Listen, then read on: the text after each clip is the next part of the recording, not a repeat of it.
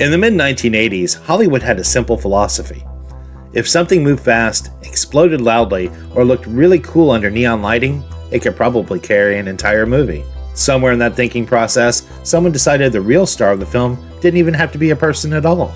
It could be a car, and not just any car. It's the sleek, futuristic prototype at the center of Black Moon Rising.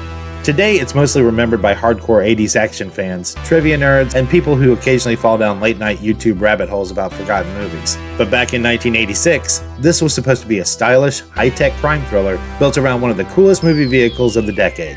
Instead, it became one of those movies that quietly slipped through the cracks of pop culture, leaving behind a cool-looking car and a lot of, "Wait, that was a movie?"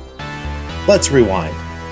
The story follows Quint, a smooth professional thief played by Tommy Lee Jones, who in 1986 had not yet become the permanently scowling U.S. Marshal from The Fugitive or the deadpan Agent K from Men in Black. At this point in his career, Jones was bouncing between character roles and the occasional leading part, and Black Moon Rising gives him a rare chance to play a cool, wisecracking anti-hero. Quint is hired by the FBI to steal computer tape from a criminal syndicate. Because this is the 1980s and the most dangerous thing in the world apparently fits on a tape roughly the size of a VHS cassette. His escape plan involves hiding the tape inside a prototype supercar called the Black Moon. And that's where things get complicated, because the car gets stolen.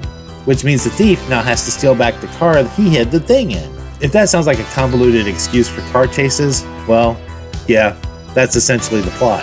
But the idea actually started with a fairly interesting pedigree. The screenplay was written by John Carpenter, who by the mid-80s had already made Halloween, Escape from New York, The Fog, and The Thing. Carpenter originally wrote the script years earlier, back when the idea of a futuristic prototype car tearing through the streets felt especially cool and slightly ahead of its time. But Carpenter didn't direct the movie. That job went to Harley Cokless, a filmmaker with a background in visual effects and second unit directing. Cokless had worked on movies like Star Wars and The Empire Strikes Back in effects roles, and later helmed cult oddities like Malone starring Burt Reynolds. Black Moon Rising was part of that mid-80s moment where stylish visuals and gadgets were expected to do a lot of the heavy lifting when it comes to storytelling. And to the film's credit, visually, the car is kinda cool. The Black Moon prototype, actually a modified sports car built for the movie, looks like it drove straight out of the future, at least for 1986. Smooth curves, glowing panels, hidden compartments, and the kind of dashboard that screams, "This definitely runs on lasers or something." It's actually water, but that's neither here nor there. Unfortunately, the movie struggles to keep up with the car. The supporting cast is actually pretty solid on paper. Linda Hamilton appears as Nina, the highly skilled professional car thief who steals the Black Moon in the first place. This was right around the time Hamilton was becoming a recognizable name after The Terminator, though before she became the action icon that Sarah Connor would later evolve into. Hamilton brings a lot of attitude to the role, essentially playing someone who might actually be smarter than everyone else in the movie. Meanwhile, the villain is played by Robert Vaughn, a veteran of everything from The Man from U.N.C.L.E. to countless suave bad guy roles. Vaughn plays the head of a criminal empire who runs an upscale chop shop in the basement of a high-rise and is more than happy to unleash an army of henchmen to do his bidding. On paper, you've got a charismatic lead, a rising star, a seasoned villain, and a flashy sci-fi car. So what happened? Well, the movie itself happened. Black Moon Rising isn't terrible, but it's the cinematic equivalent of a car idling in neutral.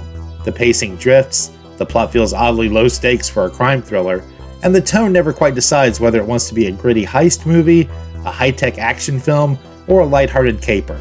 It's also one of those movies where the most interesting element, the car, doesn't actually show up nearly as much as you'd expect. And when it does, it's okay.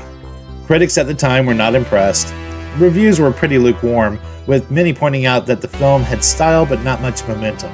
The humor landed inconsistently, and the action scenes rarely escalated into anything memorable. Audiences didn't exactly show up either. At the box office, Black Moon Rising made only a modest dent, earning a few $1 million domestically before fading quickly from theaters. In the crowded action market of the mid-80s, when audiences were getting movies like Top Gun, Aliens, and Cobra, a middling car theft thriller just didn't have much chance to stand out. And that leads to the movie's biggest legacy, or rather, its lack of one. Unlike many 80s action films that eventually found cult followings on cable or VHS, Black Moon Rising mostly disappeared from the cultural conversation. It didn't spawn sequels, it didn't inspire toys, video games, or endless late-night cable reruns. For a movie built around a futuristic supercar, it left surprisingly faint tire tracks. which is kind of a shame because there are things to like here. Tommy Lee Jones clearly enjoys playing a laid-back rogue, delivering dry one-liners with the kind of casual confidence that would later make him a great screen presence. Linda Hamilton injects some spark into every scene she's in, and the Black Moon car itself looks cool enough to headline a much better movie. You can almost imagine an alternate universe where this concept became an 80s franchise, each film introducing a new ridiculous prototype vehicle with increasingly absurd features. But in our universe, Black Moon Rising simply became one more oddball artifact from the decade of neon, synthesizers, and impractical supercars. It's not a disaster. It's not a hidden masterpiece either. It's more like a curious relic from an era when Hollywood occasionally built entire movies around the question, what if the car was the coolest thing on screen? And in the case of Black Moon Rising, that wasn't enough. Are there other forgotten movies from the 80s that still lurk somewhere in your subconscious? Share them with me down in the comments. And please like, subscribe, and ring the bell for more videos like this. Thanks for watching, and I'll catch you later.